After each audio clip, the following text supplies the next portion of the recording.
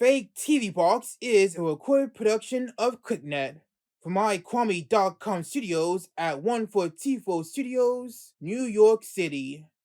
Additional help provided by Adobe, supporting all with limitless creativity in graphics, illustration, and videography. The innovative world of Apple, Sure apps and products for audio functions, and by contributions to this YouTube channel from KlicKNettars like you. Thank you.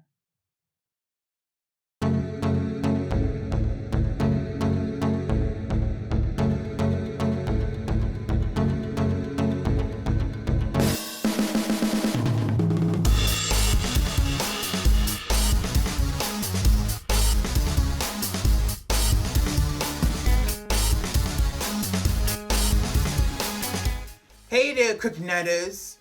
Welcome to FakeTV Box with Kwame Alexander, the show where we spend as many minutes as it takes to talk crap about all the whack jobs and hot messes out there, all while I sit behind a desk because I'm a professional.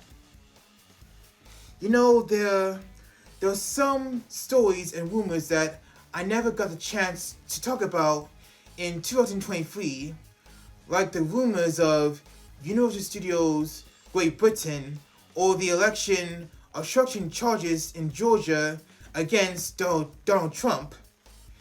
And for the first episode of 2024, I had wanted to do an unscripted take on the Hollywood strikes, but now I'm not sure if that would have turned out great. Well, one thing that is not in the script right now is Jon Stewart is returning to host The Daily Show on Comedy Central. Of course, he's only hosting for Mondays only, beginning February 12th. Moving on, this episode, which is scripted by the way, is based on an August 2023 article from the Hollywood Reporter, the third best digital news source, with Deadline and Variety tied for number one, I think. The article I speak of comes with the headline, "A Disney sale to Apple? Don't count it out this time." Although, why would anyone count on something like that at all? I mean, it's like counting on your friends to give you everything you want on your birthday, or on that day that comes once every year on the 25th of December with a big tree and the pretty lights. Hey, what's it called again? In this episode, we're going to talk about one clever possibility about how Disney can be bought by Apple. According to the August 2023 article from the Hollywood Reporter, a veteran Hollywood executive, whose name we do not know, brought up the idea of Disney being put up for sale with these exact words: "I don't think Apple would buy the company as it presently exists, but if you see Bob start to divest things, that feels like he's prepping for a sale, and there's clearly no buyer like Apple."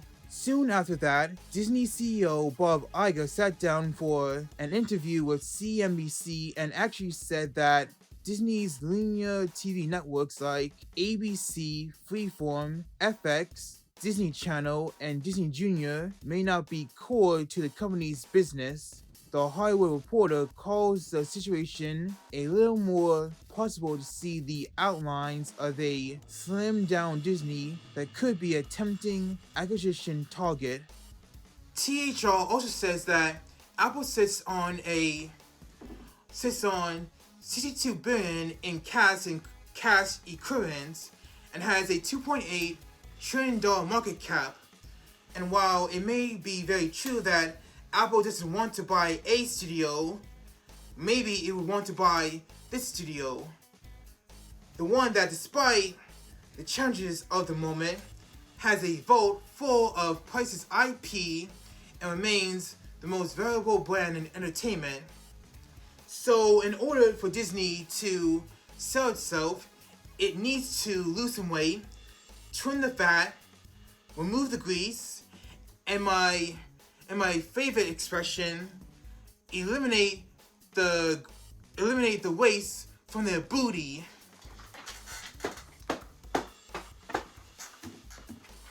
Of course, sorry you had to see that.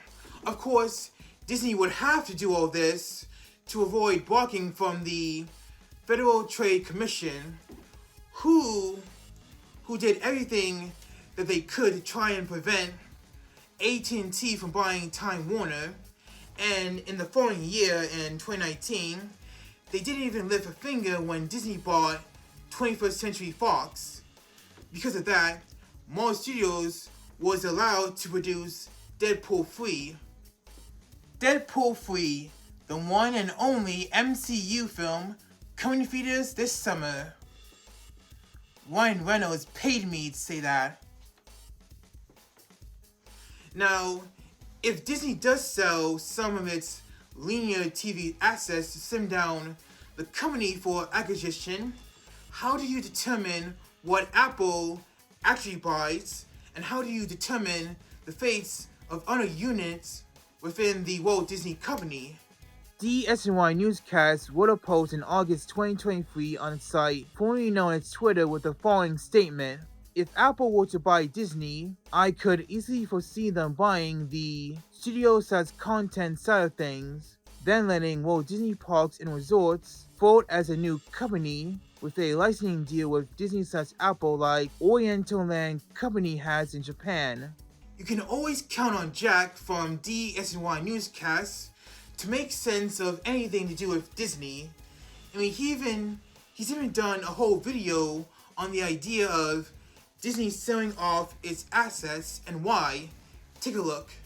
If Disney only needs $10 billion to purchase Hulu, then why is it that Disney will be looking to so aggressively streamline the rest of the business and sell so much more off and make so much more money? And well, there are two answers to that question, depending on who you ask, as some believe that Disney is just doing all of this to make them more robust to weather a longer term streaming war in an ever-changing media landscape, which does seem like the most likely reason. But then the other school of thought that's increasingly gaining traction is that Iger could be doing all of this to make Disney as attractive as possible for a potential sale of the company to Apple. But that alone is going to be a massive topic, so big that it will need its own video at some point in the future. Jack hasn't made a video yet on his channel on what Apple could get from Disney. He was merely explaining how they could gain full control of Hulu, which they do now. Side note, we will do an episode on Disney Plus merging with Hulu sometime in the near future. So we have a chance right now to use that August post that DSNY Newscast wrote and break down two interesting things that Jack said on social media. If Apple buys the studios/content side of things, that means they get all of Walt Disney Studios, which includes Walt Disney Pictures, the Disney Animation Studios, Pixar, Marvel, Lucasfilms, 20th Century Studios, Searchlight Pictures, and maybe even Disney TV Studios. You know, I wonder if Apple CEO Tim Cook would be like, and in return, all your characters get a free iPad Pro, a free iPhone 15, and a free Apple. Yeah, that's a real picture that THR drew. Apple could also buy ESPN since they wish to offer more sports content for their viewers. And with ESPN recently moving into the sports betting scene back in November of 2023 with the launch of their sportsbook app ESPN Bet, Apple would likely become a powerhouse in their own right in the world of sports. But what about the streaming services that Disney owns? would Apple decide to gain the exclusive streaming rights to Disney's content and manage Disney Plus, ESPN Plus, Hulu, along with Apple TV and Apple TV Plus? I mean, that is beyond crazy. They might mix all of these streaming services together and turn them into Soup, or the Soup Network, only $18.99 a month. The DSNY Post claimed that Walt Disney Parks and Resorts, which is now known as Disney Experiences, could spin off into a new company and get a licensing deal with the Disney Apple Company, just like the one that the Oriental Land Company has in Japan. It gives them full access to Disney IPs. This way, Disney is not completely disconnected with everything it has built for 100 years. It's like asking your best friend for the password to the Wi-Fi whenever you pay them a visit. Hey Patrick, what's your house Wi-Fi password? Oh sure, it's WingRush DD23. Thanks Patrick. Okay, WingRush DD23. Oh wait, I typed a 4 and not 3. Hold on. Oh shoot! I'm using the wrong network.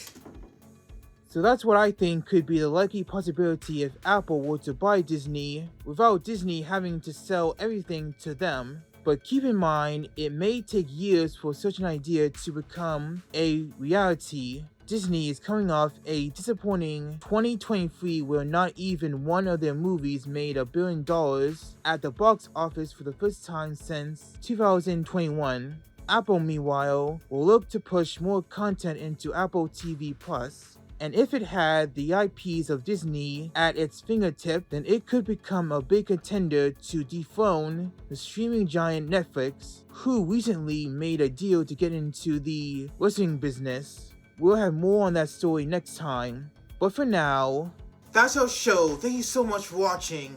Please remember to like, comment, and share everything here on KlicKNet. Please give your support by hitting the subscribe button down below if you're new to this channel. Also follow us on social media through Instagram, Facebook, Threads, and the site formerly known as Twitter. And I'll see you next time on FakeTV Box with Kwame Alexander.